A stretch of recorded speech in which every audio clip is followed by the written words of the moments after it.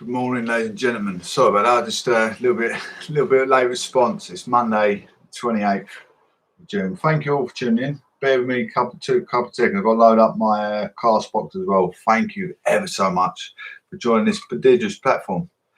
It's good how we can communicate around the world, isn't it? In the UK and around the whole world. We're doing UK politics, criminology, having a little bit of a recap what's gone over the last few days as well. Obviously, we're talking about Arslan Ahmed. The last stabbing that he done was in Walthamstow, left someone in critical condition, knife attack in the neck. Obviously, I communicated with local MPs. That's why I read the media day in, day out. I should get paid for what I do, really, because I do believe being a critical thinker, you know, sometimes working on the backbench, looking in at things, you can be more of have a better perspective of criminal law, because policemen are more hands-on approach, aren't they? They're on the ball and all the time on the feet. It's a dangerous job. You get very, very brave for what they do because they are on their feet. They don't get as much time as tuition as I do because I'm day in, day out reading the media. Obviously, they've done their education to get into the police force, but I'm not trying to be a policeman. I read criminology, media, broadcast, broadsheet and tabloid newspapers every day, so I'm always on the ball when it comes to how you doing, buddy?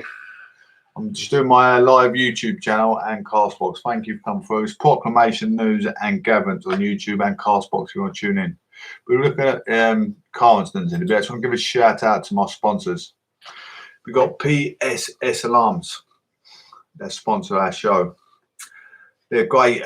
He's a big businessman. He's got so many cognitive skills. Not only professional his job, any person that does CCTV, fire alarms, intruder alarms, is an electrician. They're all etiquette. They're all professional. It's how they condone themselves. I mean, zero alcoholism, zero narcotics. He doesn't smoke either. When I say I'm the capital P in proclamation, or capital P in professor, I'm the capital P in persuasion, the capital P in proposive, the capital P in propaganda, the capital P in purity. That's exactly what Tariq is. Tariq is capital P in purity. He doesn't drink, doesn't smoke, doesn't take narcotics. It's the sort of businessman you want on your property, around your children. You don't fag butts through everywhere in your garden while you're doing the job. Or, inside the building if it's a new build. So, he's a good guy to get on board. If you want new electricity put around your business, your safety and your family's safety and your business safety as well is safety is paramount. So Tariq Khan's work is very etiquette works and pragmatic work carried out. All areas are covered, including central station monitoring provided. All work's done according to insurance requirements. It's a friend of mine's company. I was there at Potter's Bar when he helped Harry Kane's stepmother's house in Hertfordshire. He's got etiquette works in Essex, such as Casbah restaurant. It's not now called Casbah restaurant. It was a Caribbean, but now it's been taken over hand again. Many more big businesses. Installation and maintenance of intruder alarm, fire alarms, CCTV, all works guaranteed and certified to SSARB standards, 24-hour call-out service. Can provide CCTV for pubs, clubs, restaurants. Please get a pen ready to take his number. Thank you there, Sick Facts. Thank you very much. Or new business setup, secure your business. Mention Professor Johnson for extra discount. Secure your home, secure your business. Your safety and priorities within your business are paramount. So think safety, think first. Get a pen ready for Tariq Khan's number. It's an 11-digit number. It's a great British number. If you're in the UK and you got French dialing phone still, or whatever phone you've got. I don't know if you can have all these different variant phones from different countries in England. I don't know the protocol to the networking over the coverage over in the UK. But anyway, Tariq Khan's phone number as followed is +44 rather than 07, +44. That's English dialing code, +44 7908. +44 7908 216 142. That's +44 798 7908 216 142. please ask for Tariq Khan. Tariq Khan is a very, very, like I say, he's a very, very professional colleague. It's important, you know, give him a call, ask for him to come and price up your business, price up your job. You're going to get a good quote. You know, quote my name, Professor Johnson, to get that discount as well. He advised me to put that in the script to give you guys, you know, you want a cheap CCTV professional for your business. Anyway, if you want to make a change your life, change your prosperity, relax-uk.com. Relax UK Limited, health, travel and wellness products since 1997. UK relaxation shop selling various ranges of products on relaxation, travel, well-being, biofeedback, sleeping and natural products. I mean, I bought vitamin C from this store. It's, you know, if you want to fuel your car, you got a Ferrari engine, you're not going to go to Tesco's and put in the petroleum from Tesco's, because you're not going to be able to run your vehicle at, you know, sufficient quality with a quality of car. You're going to pay, you know, if you've got the money, you go and buy the best fuel, maybe BP garage or wherever you go. The number code for the CCTV, I'll read it again for you. Someone's just asked me to read out that code. It's +44 +44 7908 216 142. +44 7908 216 142. Someone said the news is all fake. Well, the news is not going to be fake, because if you want to travel around the world and you haven't had your vaccination, you're not going to leave the country. So, you know, you've got to abide by the and abide by the rules. The biggest judiciary in the UK is the absolute sovereignty over the whole land. If you disrespect the rules, you're going to get yourself nowhere in the world. So you got to stick by the box. It's not my phone number. So anyway, before entering the roads anywhere in the world, before entering the roads anywhere in the world, not just the UK, although I'm speaking from a constituency of the county of Essex in the UK, I'm going to give you a bit of a rundown what you should do before entering the vehicle. It's up to you if you want to abide by law, be an idiot, break the law and get arrested. That's up to you. It's totally up to you. Be incompetent, incomprehensible and inappropriate for the other road users. You're putting everyone else's life at risk. You deserve to be locked up and be, you know, be an absolute juvenile of a human being that majority of people will be just for the sake of getting a name for himself. Do not enter the vehicle under sleep deprivation, alcoholism or narcotics, making sure you and passengers on board have seatbelts adjacent to the car seat. Babies have baby car seats adapters adjacent to the car seat also. Checking your engine oil, water coolant tank and make sure they're topped up to maximum level. Make sure you've got sufficient of fuel on board. You're going to a destination, it's 60 miles away, so you're thinking I need 120, whatever 120 miles is in gallons. So you can work that in your head. Think I can go this far on this many gallons. Well, always prepare for incidents, roadworks, congestion, weather incidents. With all them incidents, you can have road closures, lane closed. You didn't allow yourself enough fuel for the further incidents. Imagine you could take your boyfriend to hospital, he's having a heart operation. You're going to miss his heart operation, he could die. Or you're going to take your wife to give birth to your newborn baby. But there's a road closure, a lane closed. You didn't check the map. You didn't plan your route, your destination. Always think first, think safety. Before turning and acting in safe, sufficient directional choice, check your centre mirror and your wing mirror before turning into safe, sufficient choice, making sure motorcyclists are not overtaken. When you get to a crossing, make sure pedestrians are fully across the road before emerging back onto the road. It's very, very important. Little steps in life that people don't take for granted on the UK road are just incompetent drivers. They think they're big to just put their foot down and drive off. It's not a big thing to do. It's absolutely ironic, barbaric, stupid of them. I'm not going to say barbaric because that's irrational. But anyway, on the A12, slow traffic, travel time is Slow traffic on A12 northbound between A12 Langham turnoff isn't in Colchester. Shell services at junction 30 B1029 Upper Street, Stratford St Mary. Travel time is around 10 minutes, affecting traffic between Colchester and Ipswich. This is first reported at 9:30 this morning. So you're still going to have traffic on the northbound, probably still to now.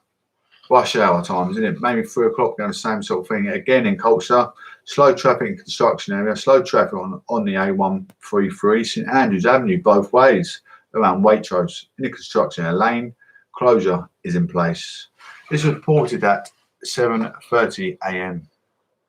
We look up around London now. We're going to go Watford, Greater London, a bit further out London. Bear with me, guys. My news show is always phenomenal. It goes on for about just over an hour usually. M25, heavy traffic on the M25, anti-clockwise between junction 21A, A405, North Orbital Road at St Albans, and junction 18, A404, Rick Mansworth Road, Chorleywood. This is on the 28th of June 2021 at 6:45 a.m. It was first reported.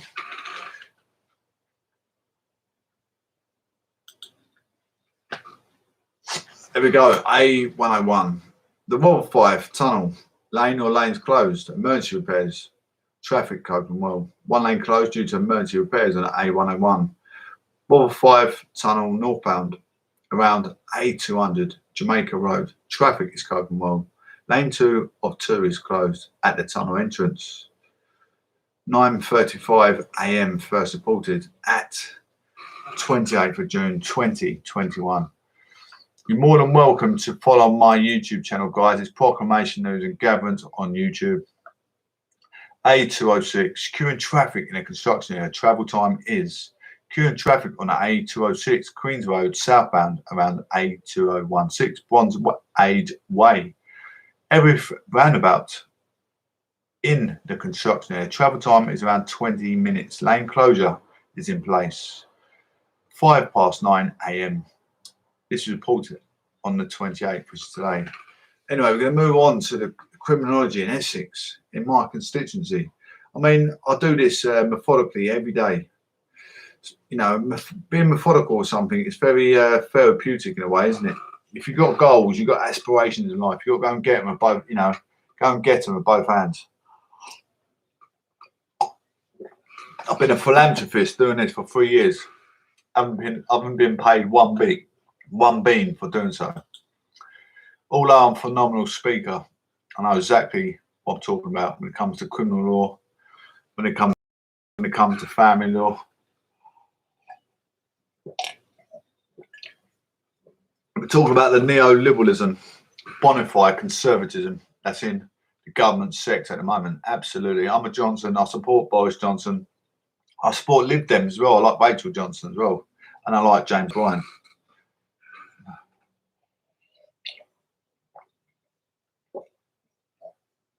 I do like James O'Brien. Anyway, Essex Covid. Colchester recording highest COVID infection rate since February after cases double in a week. This is quite ironic, isn't it? I mean, I'm talking about my constituency where I'm sitting now. I've had my second dose of the vaccination, so hopefully the procurement is, hopefully going to stop me catching COVID. One area of Essex has recorded its highest COVID infection rate since February. The number of cases have skyrocketed in the Colchester borough, spurred on by the spread of more transmissible Delta variant. Colchester, which contains towns like Tiptree, Westmisnter, Withenow and Colchester, Essex, is now the most affected area of Essex. Infection rates there stands at 105.3 cases per 100,000 residents, almost double what was recorded in the area 7 days ago. The spike in infections follows a surge in cases within the population epicenter of Colchester. Colchester town itself, several neighbourhoods in town are recording infection rates above 200 cases per 100,000 residents.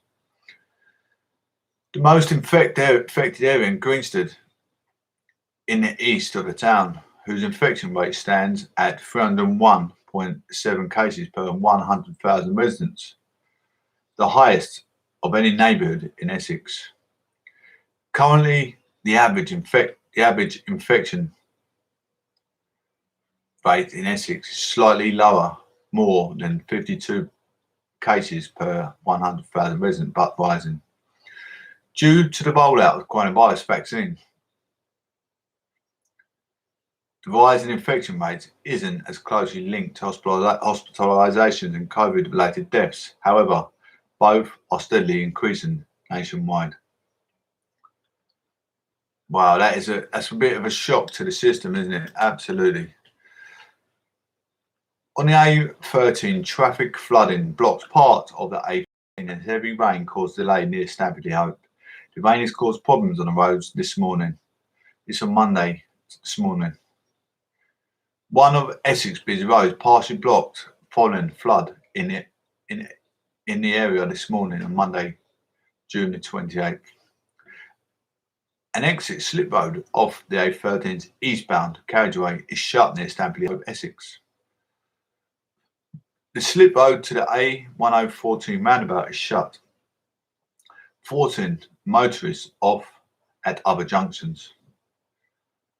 Along with ongoing roadworks and speed restrictions along the road, this is causing delays on the route this morning. Essex Travel News tweeted ongoing A13 westbound slow moving traffic between Five Bells Interchange at A1089 Tilbury. Traffic is currently slow along the road between Orsett and Babs and Essex, heading east towards the M25. Motorists should be aware of delays this morning and plan an alternate route if possible. However, traffic is also slow on the A127, resulting in difficult morning for commuters in South Essex this morning. We have a short amid break, guys. I'm going to get straight back to it. I'm still here. I'm not going anywhere. I've just got to do some plugging away on social while I'm in a break, but I'm still going to be sitting in this seat. I'm not going anywhere. So make sure you subscribe. PNG, guys. Is James O'Brien on this morning? We're going a little butchers. It is James O'Brien. Welcome on board, James O'Brien from LBC. We're going to put an LBC on for a couple of minutes. Time with lockdown, and she finds the sanctimony and the hypocrisy of it to be horrific, pretty much. I think that's relevant. I think you're absolutely right. My reading of it is that lots and lots of people like your mum feel a lot more strongly about that. The world turns, doesn't it? And you know, the days of Cecil Parkinson having to walk the plank, we don't live in that era anymore. But the idea that of your mum going without some basic human contacts with the people she loves most in the world, while Matt Hancock was snogging his aide in the actual Department of Health. I mean, it's unbelievable. The question is, and she was prepared to revoke her membership if he didn't resign. If we were advising Keir Starmer, I suspect we'd tell him to go in hard on the failure of Boris Johnson to sack him and the fact that Boris Johnson wanted to keep him in post, because whether or not your mum's outrage at Matt Hancock's conduct reaches Boris Johnson is probably still in the balance. I don't know, your mum. Yes, well, I asked her, I followed up on that, and her theory is that it wasn't Hancock's decision. He was pressured, and that pressure came from constituents of other MPs like herself. But not from Johnson. Crucially, not from Johnson. Maybe from them directly to Johnson and through him. We don't know. I don't think Johnson. Well, I have it on fairly good authority. I hate it when people in the media start sounding all superior and plugged in, but occasionally we are plugged in. Johnson did not want him to go. But you need to tell your mum that. Right, okay. After you've disciplined her for not being tuned into the programme in the first place. Chris, many thanks indeed. 10:54 is the time. Facts do not cease to exist because they are ignored, which is Aldous Huxley's one of my favourite Orwell quotes about there is truth and there is untruth. And if you can hang on to the truth, even if you are the only one, you will not go mad. So text me to tell me that Donald Trump actually won the election in America. That's absolutely fine. But it gets put in the same box as the texts I get telling me that Bill Gates wanted to inject everybody with tiny little microchips so he could control them all like remote control cars, and that the earth is flat or that the moon is made of cheese. It doesn't matter how long or how hard you ignore the facts, they're still facts. Paul's in Romford. Paul, what would you like to say? James, hello. It's nice to speak to you again. Likewise. James, I'm one of those people that, after being lifelong Labour, I voted for the Conservatives at the last general election. We were where we were with Brexit and so on, and you thought, well, you know, turn a blind eye to certain things because he's going to get the job done and so on, which he clearly hasn't. What I am absolutely sure of now is I could never vote for these people again. Because there's just a complete lack of moral integrity that seeps through the entire, or at least those people in power. I do not doubt, like the gentleman you've just had on, there are lots of people who vote Conservative who are very good people. Absolutely. I just want to endorse that point completely and categorically. I know possibly sometimes we give the impression that we don't believe that, but I mean, who really can go through life without having family members, loved ones, close friends who vote for a completely different political party from the ones that we vote for? Great point, Paul. Well made. But I must say on this, what really got me about this yesterday was the time it took Hancock to step down. If the video did not exist, he would still be trying to keep his job now. Yeah. And for Boris Johnson to come out and back him, and even in his response to the letter of that was a pretty grim letter as well, actually, that Hancock sent in, for him to write back and basically say, I'm sure you'll be back in the public service before too long. Yes. That really sums it up for me. Just go and sit on the bleachers for 10 minutes. That's a bit American. Go and sit on the sideline for half an hour and we'll get you back on the pitch before the whistle goes. Yeah, and I feel why he really had to step down, as your previous caller has said, is because I think at the grassroots, you know, for him to try and say, I'm not going to go, I'm going to keep my job, and to even have the audacity to say, you know, this is the time for me and my family, you know. Get back to it. It's James O'Brien. We've had the weather warnings in Stanford-le-Hope this morning.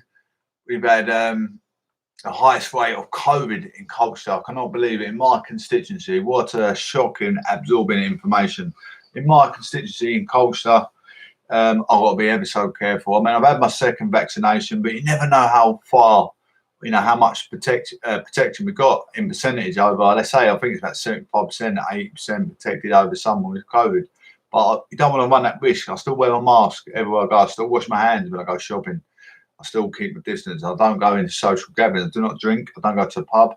If I do go to the pub, it'd be for something to eat. But I will never drink an alcoholic beverage because I don't like eating it in a pub, for more honest, because it comes open on a plate. You don't know the people, the chefs are cooking it.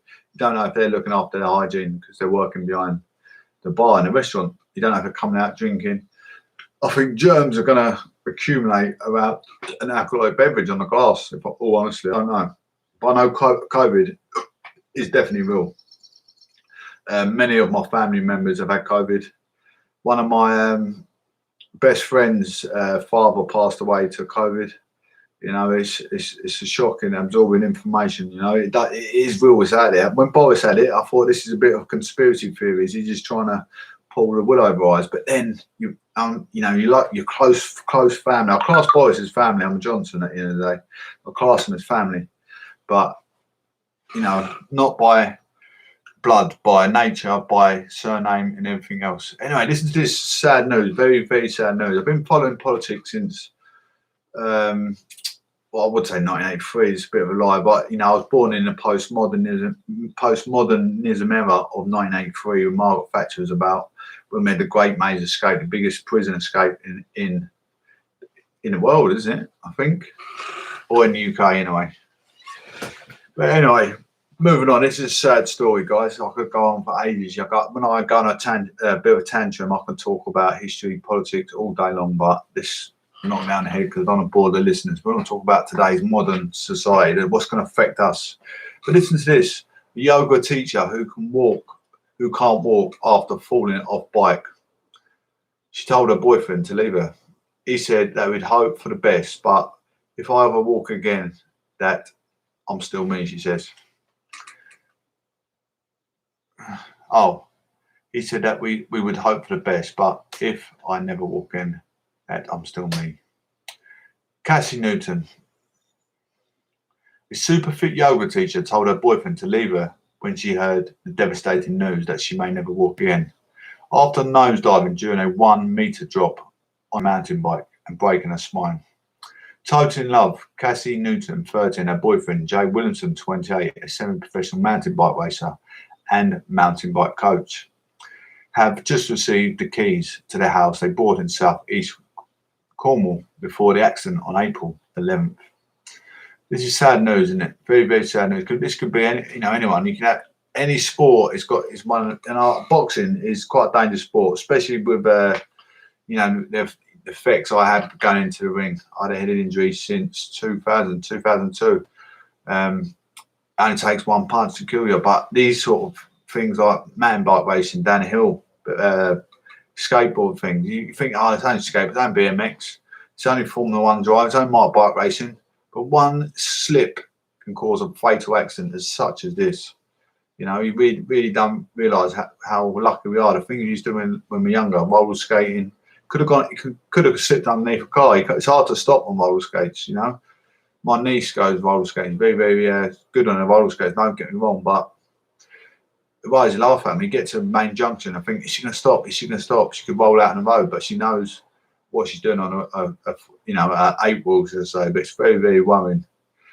But instead of racing through the front door together, she remained in a spinal treatment centre, while Jay, who remained devoted to her, is having the property adapted to meet her needs when she is finally discharged. You never know what's out there, what treatment is out there that may compensate her injury. I hope to high heaven she gets the support she needs, and she still gets the accomplishments that she needs. Also, an accomplished mountain biker, Cassie, whose parents are in the process of moving from Manchester to Cornwall to support her, said, "When I found out that I would likely to never walk again, I broke down and told Jay to leave me because I didn't want to be a burden to him. He said that we would hope for the best, but if I never walk again, then I'm still me. He was just glad that I was alive. Nothing else mattered. At the moment, I've been focused on accepting the fact that I may never walk again. And if that's the case, I will have a happy life anyway." Cassie, who is also a nutritionist and met Jay 3 years ago after he messaged her when she tagged into a photo following a mountain bike race she competed in, was out riding with him when the accident happened in Tavistock, Devon. She said, "We had just gone out for a day on our bikes. It was 2 p.m. and we're going along a particular path where there was a slight drop, meaning we had to drop down about a metre. I had done it twice already that day and told Jay I was going for one more drop." She added, "As I started to drop though, I fell over the front of the bike. It was basically a nosedive. I hit the ground head first and I felt the electric shock all the way down my body straight away. I couldn't feel my legs. It's quite normal for a mountain bike, but this time was different. Jay came run over to me saying I was okay, but I knew I wasn't. It must have been the way I landed. Something wasn't right. In shock, Cassie urged Jay to call for help, but as they waited for paramedics to arrive, she had a terrifying inkling of how severe her injuries were. Cassie is hoping to be discharged by mid-July. She said, I was writhing in pain. I felt like I was going to die if I had to lie there any longer. I kept telling paramedics I was lying on a spike. There was something stabbing me in the back. Only now I do realise that it was broken spine. Cassie was rushed by air ambulance to Derriford Hospital in Plymouth, Devon, where she was taken from an emergency CT scan. I've been to Plymouth. A consultant came to talk to her and have devastating news. Anyone been to Plymouth before? I've been to Lympston. Cassie and Jay were both avid mountain bike racers. Cassie said, I remember them saying, it's really unlikely that you'll ever walk again, and I broke down. Next morning, Cassie had a 7-hour operation during which 8 bolts and 2 rods are inserted into her back to stabilise her spine. I've been slowly recovering ever since, she said. I was moved to the Duke of Cornwall Spinal Treatment Centre in Salisbury 11 days after the accident, and I've been home since. Jay has stuck by Cassie's side during her recovery. Jay visits Cassie once a week while he juggles work with adapting their home for their wheelchair. She said, shortly after her accident, I broke down. I felt like I couldn't walk. Then I didn't want to be here.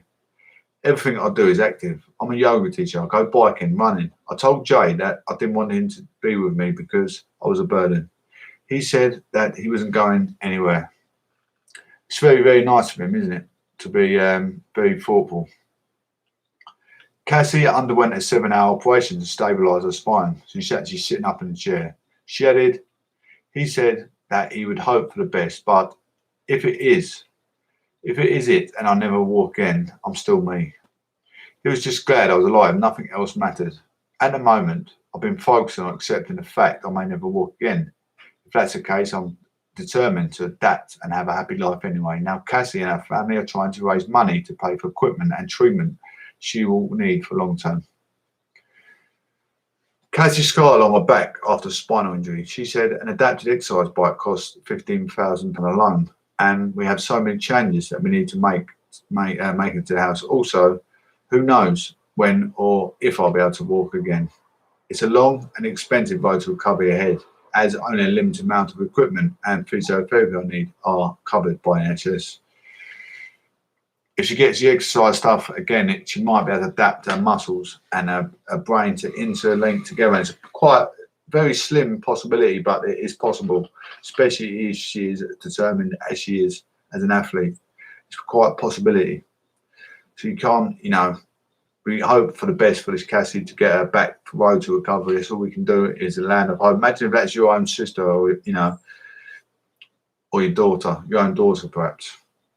She added, my treatment equipment for the wheelchair will be covered by anything to help the mobility on the slim chance I might walk again with cost of money. Vowing to remain positive, Cassie insists there are still plenty of exciting things for her to look forward to in the future, she said. Jay and I made an offer on our house last December, and we just got the keys this month.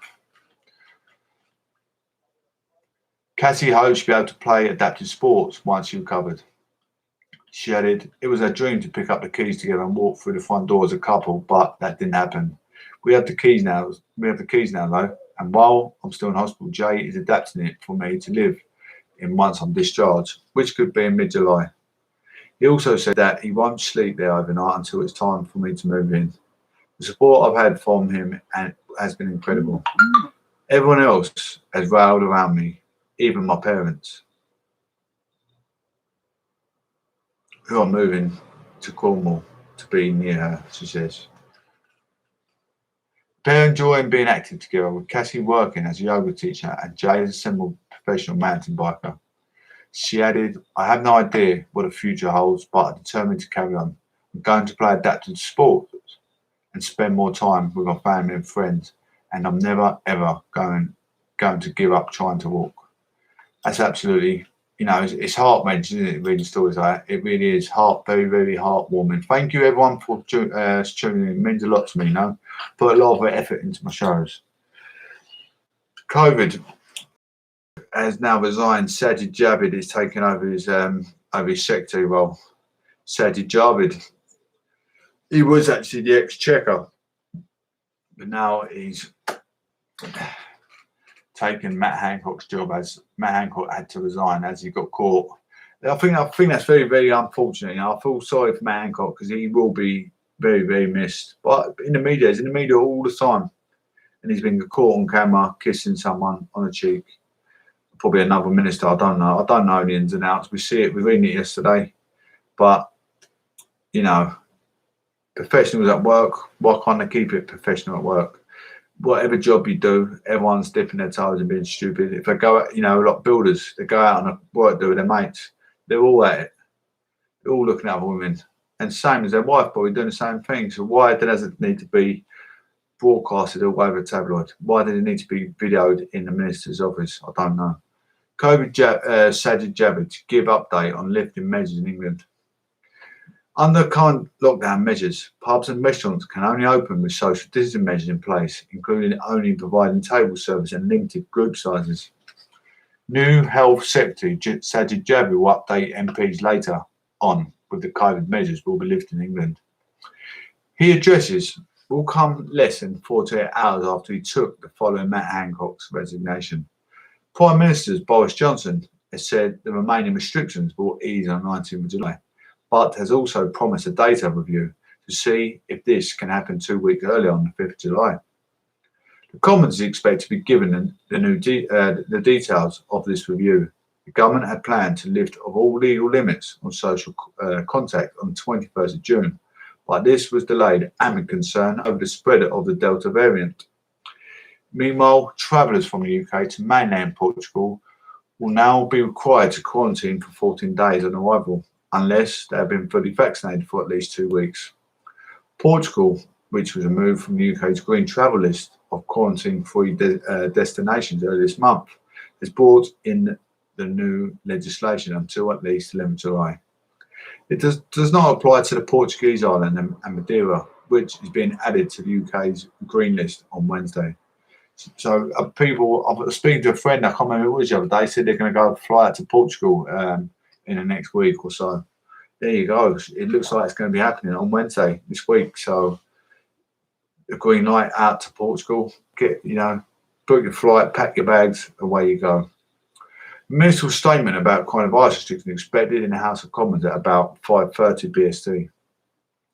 The number of new variant cases across the UK has continued to rise quickly in the week since what would have been Freedom Day, are up to 59% in week-on-week figures. But the government's decision on lifting measures will also take into account the progress of the UK's vaccine rollout. Latest figures show that across the UK, 44 million people, or 84.1% of adults, have had their first jab, and more than 32 million people, 61.6% of the adult population, have had their second.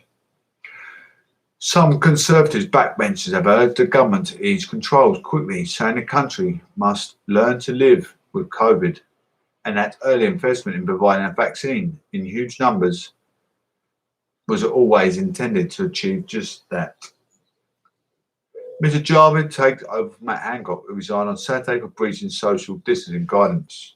Pressure had been building on Mr. Matt Hancock following publication by The Sun pictures of him, video of him kissing his aide, Gina Colangelo. The pair are both married with 3 children.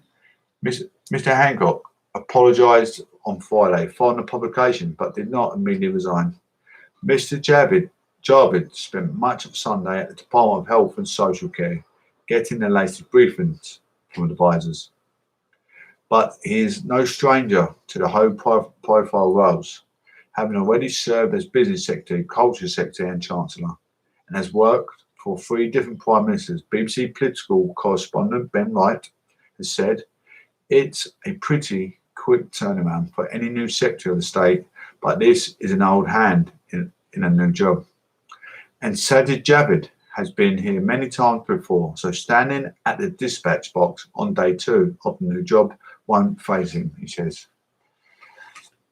Matthew Taylor, Chief Executive of the NHS Confederation, which represents health service in England, urged Mr. Javid to be the voice of caution in the Cabinet over the pressures of the pandemic is heaping on NHS. He's told BBC Radio 4 Today programme, the number of cases in hospitals are rising. We have to keep careful on it. It's not just the number of patients, but it's the impact of the hospitals having to take precautions in relation to the infectious nature of the disease. Professor Sir Andrew Pollard, director of the Oxford Vaccine Group, told the same programme that if levels of protection from jabs continue, then in the UK should be in a very good position when asked about restrictions being lifted soon.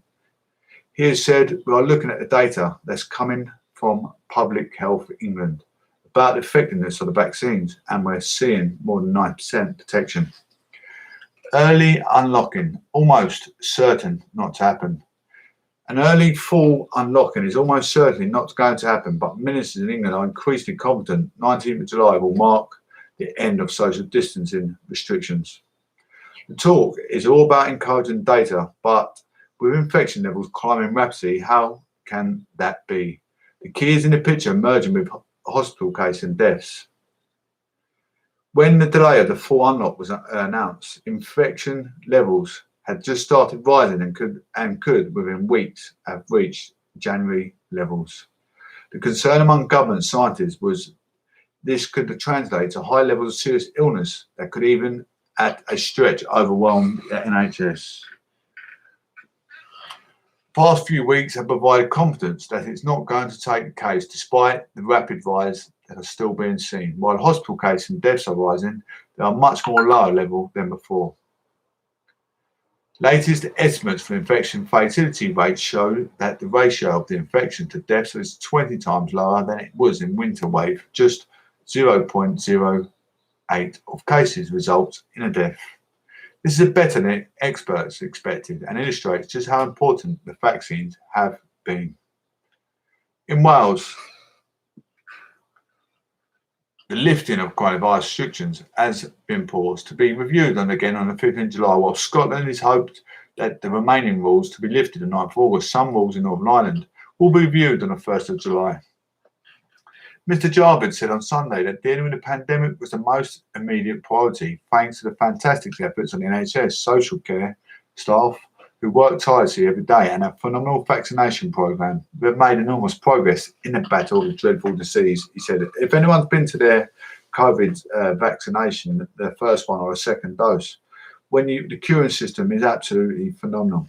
You walk in, you've got your marshals at the door walking you in. I mean, I went to the football stadium to get mine done. You've got marshals all up the road to guide you into your vaccination centre. You wash your hands on the way and you make sure you're well more than 2 meters apart in the queue. Then you go down and sit with, they give you go to the first desk. They give you the details of what the side effects can be.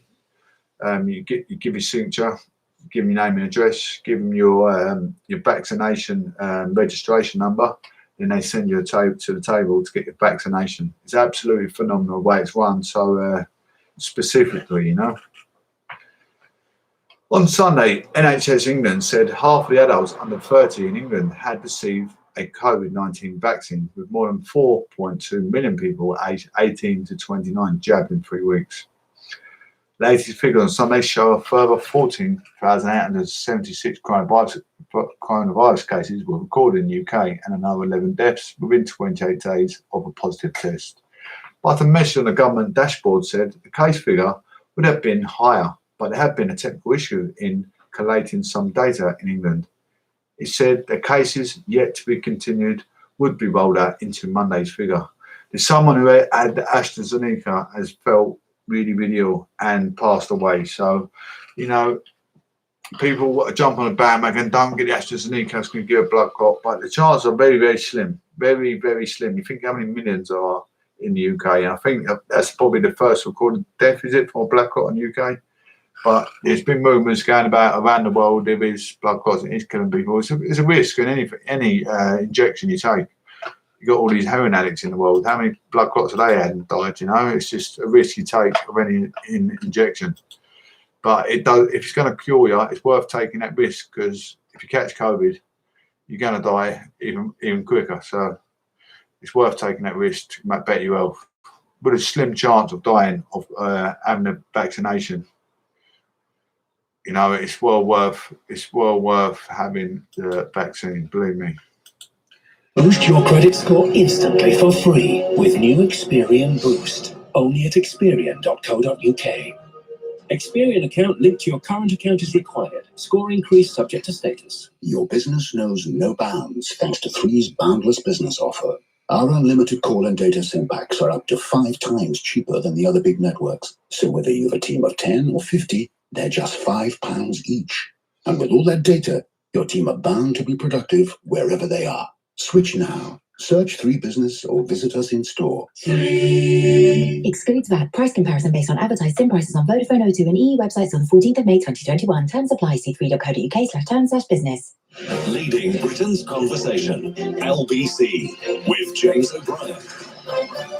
20 minutes after 11 is the time. You're listening to James O'Brien on LBC, where we possibly have spent a little bit too much time nodding towards America when it comes to the current tectonic plates of politics. Very, very, very interesting events in France this weekend, where Marine Le Pen, the far-right leader who enjoys really levels of popularity that thankfully no outwardly far-right leader in this country has ever enjoyed, has had something of a humiliation of the poll. At least that's how it looks to me. We'll be hearing from Peter Allen in Paris shortly after the 11:30 news. As promised, the further detail on this question of Matt Hancock's personal email accounts. I'm going to have a crack at explaining this, right? Because, as you will know, this is a program that doesn't always succeed, but tries to deal in facts and understanding things. It's the polar opposite of what happened with Hillary Clinton's emails, for example, where nobody who professed to be outraged by Hillary Clinton's use of personal email accounts understood why it was a problem, okay? It was just yet another little banner that Donald Trump's fans, the furiously hard of thinking, could wave furiously in the face of people that were opposed to the weaponization of racism and bigotry that Donald Trump offered to his biggest fans on both sides of the Atlantic, including, of course, members of the British Conservative Party in Parliament. But I'm going to have a crack at explaining why this isn't. We go straight back to, I don't want you guys to miss out, but in bang on, that gets to 50 minutes. We've got 4 more minutes. We have Matt Hancock's 5 questions to be answered. This is going to be, something ironic. I like Matt Hancock. I'm going to support him in this accident that happened at work. Male and female, opposites attract. He's in a business. He shouldn't have done what he'd done. And allegedly had an affair on his wife. But what happens behind closed doors when he's out of work with his wife? No one knows. We can't point fingers, say Matt Hancock's this and that. It happens. It's been happening for years, not just in the modern world. We look at the old Romans and things they used to get up to. Queens and kings, all back in the ancient years, all been at it. It's just life, isn't it? Life cycle. A pair of trainers run out, you want to get a new pair. Same as a girlfriend, you get bored. It's vice versa. A woman will get bored of a husband, same position, whatever. Same husband coming home, doing the same thing, the same moaning, same chores, making her do. You're going to get bored. They want that next best thing that's out there. James O'Brien. We're going to butchers at all of the correspondence between the relevant politicians and the relevant business people.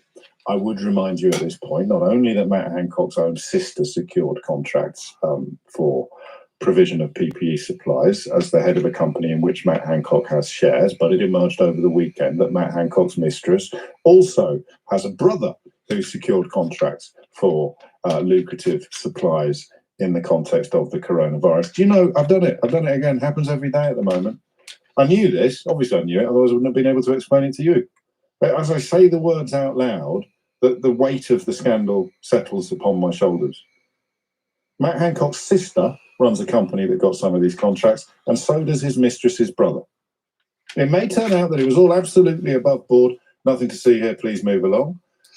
But I'd like to know why your sister and my brother, I don't have a brother, my sister and your brother couldn't have landed contracts like this as well. And we also know that the likelihood of securing a contact, it was enhanced immeasurably, I think by a factor of 10, although I may have misremembered that, if you were on this so-called VIP fast lane that was set up to let people who had contacts in government, whether by being donors or something a little bit less obnoxious than that, were more likely to get the contracts. So if you want to get to the bottom of whether or not there has been malfeasance, corruption, excessive cronyism, or any cronyism is excessive actually, then you would need to see the contact, right? You would need to see the communications.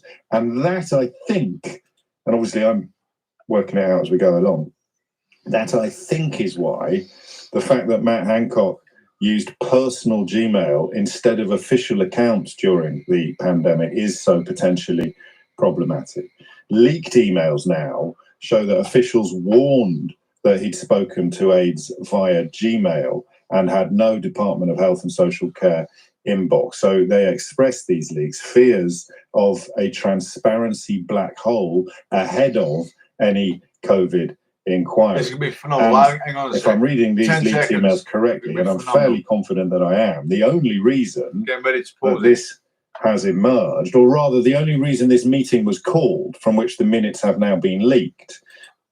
Right, ladies and gentlemen, this is going to be phenomenal. Thank you ever so much for tuning in. Look, this next 2 minutes is going to be phenomenal. So it's the 5 questions that are asked against Matt Hancock. What's been going on? This is going to be a prodigious response. The questions of Matt Hancock, obviously the mistake he made. You're in a business, etiquette business, whatever business you do as a professional, opposites attract. I mean, that's why most men in a loyal marriage would go to work on a building site, or, you know, it's all men. It's all men. It's hardly that they're going to go and do something barbaric as this. But working in an office surrounded by women, and, you know, married women surrounded by men, a mistake's going to happen. Opposites attract, absolutely. This is it. This is, I told you, it's like, go 2 seconds. Matt Hancock, about the 5 questions that he's been asked. Been caught cheating on his wife, kissed one of the secretaries he's working with. Matt Hancock, resignation, 5 remaining questions. Got about 5 minutes left of the talking, and then the show is finished with proclamation, news and gatherings. Matt Hancock and the government are still facing questions following his resignation as secretary over an affair with his aide, Gina Collad-Angelo. I mean, I do feel for Matt Hancock. Why did they have cameras up at outside his office? I do not know. After all the years Boris Johnson has worked in that office, there's never been any cameras. And Matt Hancock has unfortunately been caught at work.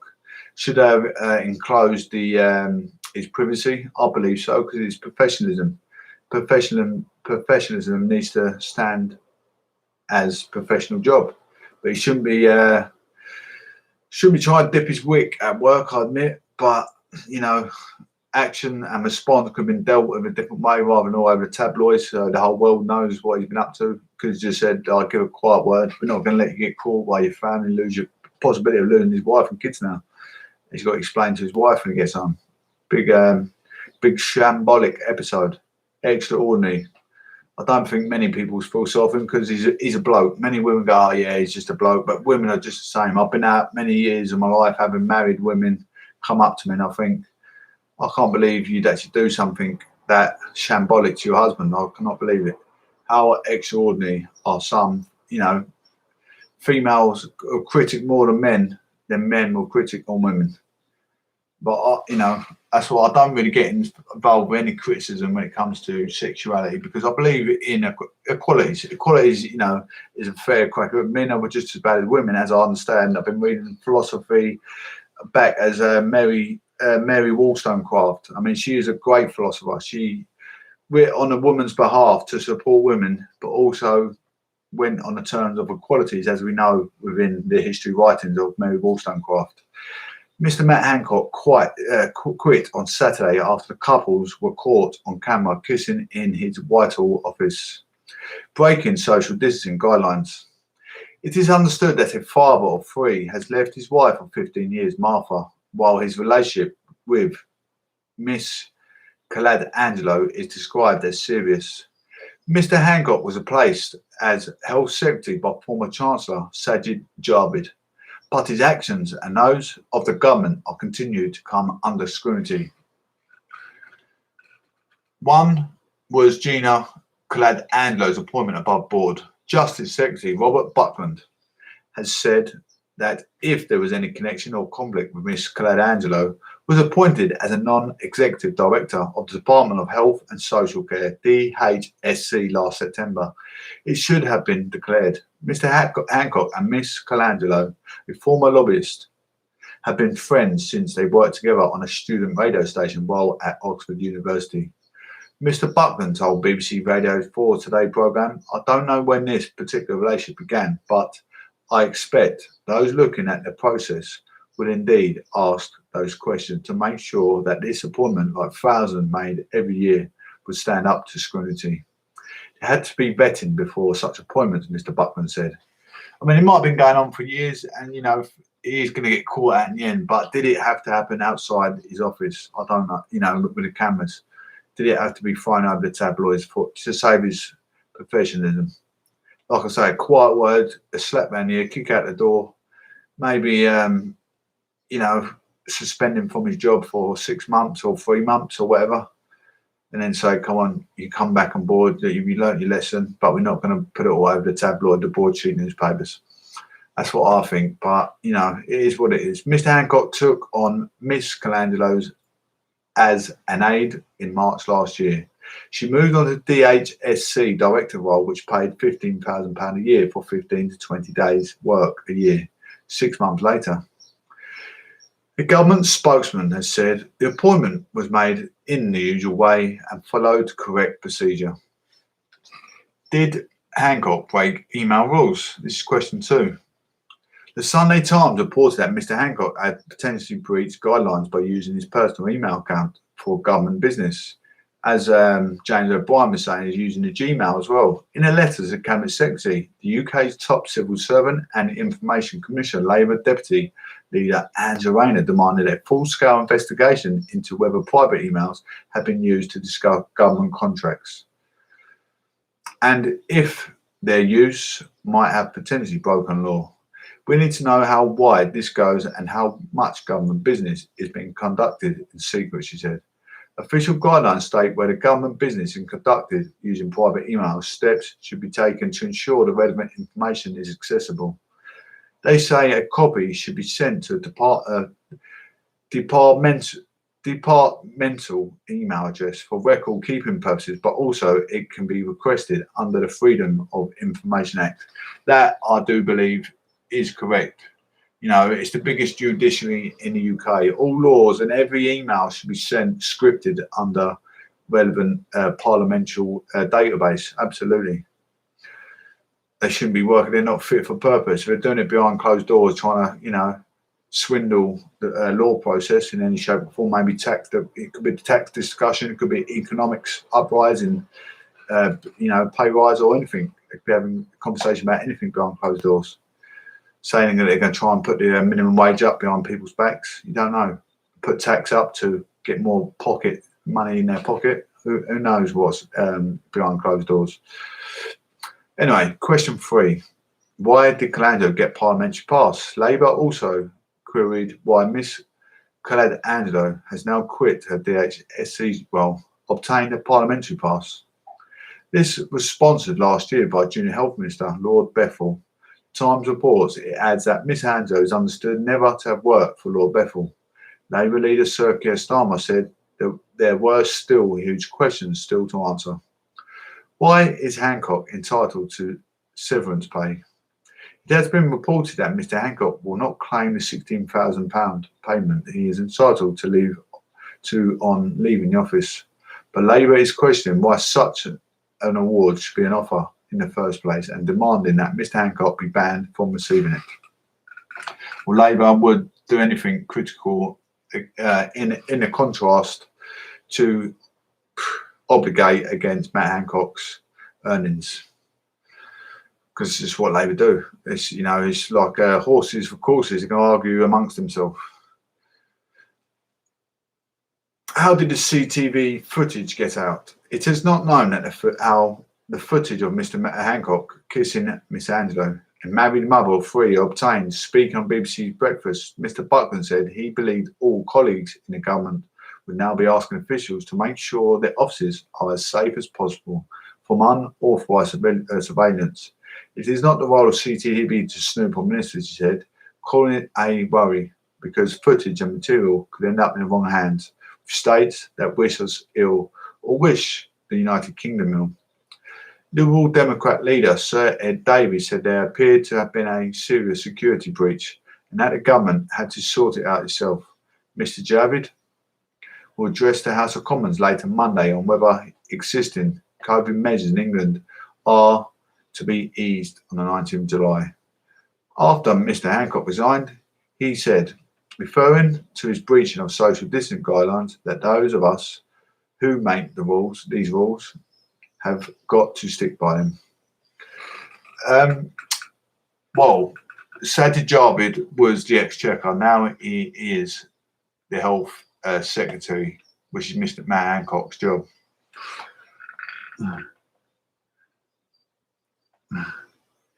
But I actually like Matt Hancock. I like Sajid Javid as well, so you know it doesn't matter, but it's going to make a big difference to the Conservative Party. It's going to be a loss. It surely will be a loss for the Conservative Party, I believe. Conservative Party is exactly what it says on the tin: a neoliberalism government, a fair trade system. In fixing up the infrastructure, I mean that is a big part of my life.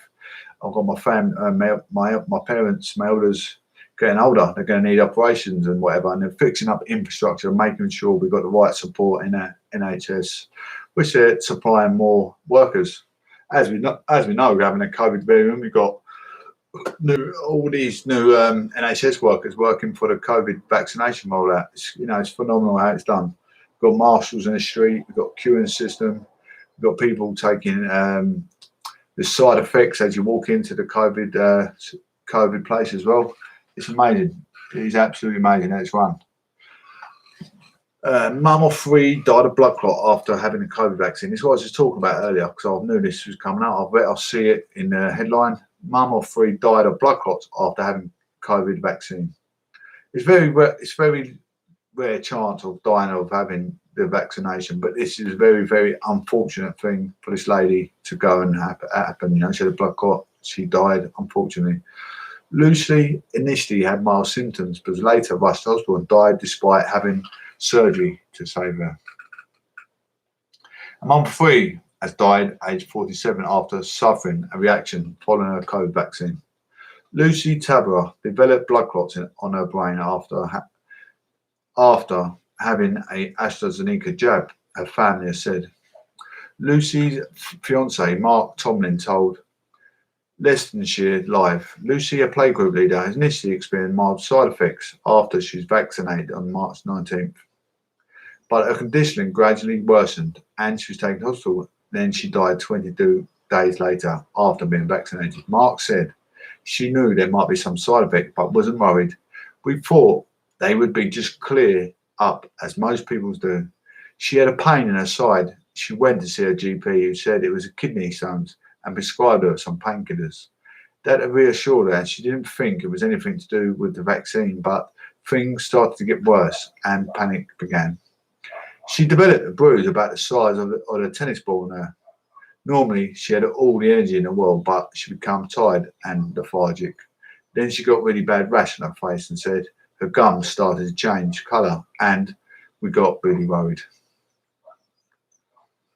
13 days after her jab, Lucy was taken to Leicestershire Royal Infirmary where blood clots were diagnosed. Her condition worsened and she suffered a massive stroke. She was transferred to an intensive care unit in Nottingham's Queen Medical Centre, QMC, but despite surgery, consultants said there was nothing more than that could be done for her and recommended her life support to be switched off on April the 10th. Mark said consultants said Lucy's illness was vaccine related. Her death certificate says she died of cerebral venous sinus thrombosis and vaccine-associated thrombosis to the thrombocytopenia. Mark said, we were so happy and looking forward to the future, and then suddenly I'm leaving to explain to Awesome 5 that his mummy has died. I've already told that his mummy had gone into hospital because she needed medicine. See you soon, Jode. I'm nearly finished though. I already told him that mummy had gone into hospital because she needed medicine. Then I told him that the medicine hadn't worked and mummy couldn't come home. A couple of days later, I told him that she died. Our world has been turned upside down. Every day I wake up and Lucy is the first thing I think about. Mark said, I don't want people to be put off having a vaccine, but I want people to know there is a risk. Everyone does know the risk, but you got more risk of dying of COVID not having the vaccination. It's just very, very, very unfortunate that this poor lady has passed away and the guy has lost her wife and his daughter has lost the mother. She's stuck like glue to all the lockdown rules and saw vaccine as a step to getting out again and seeing her and hugging her mates. She wouldn't wait to get it, but nobody thought this would happen. Mark added, I had my first dose of Pfizer at my GPs, where they were really good in taking through the process. I still don't think I'll get my second dose after everything that has happened. I'm not saying people shouldn't get vaccinated. It's very individual. It's every individual's choice. I don't know how rare it is for things to go so badly wrong, but it's happened to us and has affected how I think about things myself. The spokesperson for Leicester City NHS Clinical Commission Group, which is running the vaccination programme in the city, told Leicestershire Live, "We were very sorry to hear Lucy's death, which is clearly very tragic and deeply upsetting for Lucy's family and friends. All vaccination sites, temporary such as pop-ups or fix, are subject to strict operating procedures covering all aspects of the service. This includes vaccine storage and handling, infection protection and control, workforce requirements and training and clinical supervision. The safety of our patients is paramount, and the operating process includes arrangements of consent, observation and responding to incidents." Mark's daughter, Leanne, 33, is now helping him care for Orson. She said the family did not want to put off others having the vaccine. That's not what it's all about. It's all about what we think. It is important that people know what happened to Lucy and that cases like hers are not forgotten. Leanne said Lucy's case had been reported to the government's yellow card service, where adverse reactions to vaccines can be recorded. More than 2,000 cases such of reactions of the AstraZeneca vaccination have been recorded by the yellow card by June the 9th. The Department of Health and Social Care said extremely rare case of blood clots with low levels of platelets have been observed following vaccination with COVID-19 vaccine AstraZeneca. The majority of the case occurred within the 14 following days vaccination, but some have also been reported after a period. Some cases were life-threatening or have fatal outcome. It is important to remember the benefits of vaccination to give protection against COVID-19 still outweigh any potential risk. Mark has had to cut the hours he works because half since Lucy's death to look after Orson, and that has led him to struggling financially. Leanne set up an online fundraising page to help with childcare and cost and support Orson. So far, it has raised more than $9,000. She said, "We have been blown away by the action and people's generosity." There you go, ladies and gents. There you go. I mean, don't be put off about having the vaccination. You need to have vaccination. Everyone will write off the vaccination. I'm not going to get it, but you're not going to get back to normal if you don't have vaccination. It's easy as that. I mean, there's less chance of dying of having a vaccination than there is going about willy-nilly thinking you're not going to catch COVID. A lot of my family members have had COVID, not my side of the family, but the opposite side of my family. One of them was my child, my own son, and their family, and one of my best friends had lost their father. So, you know, COVID is a more chance of dying of COVID than this vaccination. How many people have had vaccination? Almost the whole world. It's still got some inappropriate, incompetent, incomprehensible people think that it's all conspiracy theory. It's not a conspiracy theory, let me tell you. So I'd strongly advise you to think twice. Look at the pros and cons. How many people have died of having AstraZeneca? How many people have died of COVID? That's how many people have died of AstraZeneca, and that is how many people have died of COVID. Very, very little have died of AstraZeneca vaccination. More people have died of COVID. So, you know, there's the pros and cons. You weighed up the pros, you weighed up the cons. Go with the pros, if I was you, or be left there in a fickle cell. Simple as that. Anyway, horses for courses. Practice what you preach. If you want to preach that you're incompetent, go ahead, make your own day. Not making my day, because it's up to you what you do, but I'm just giving you the rules and regulations. That's why I'm part of the union. And I'm supported by the union as well. I've been supported by the equity within the UK as well, of Essex.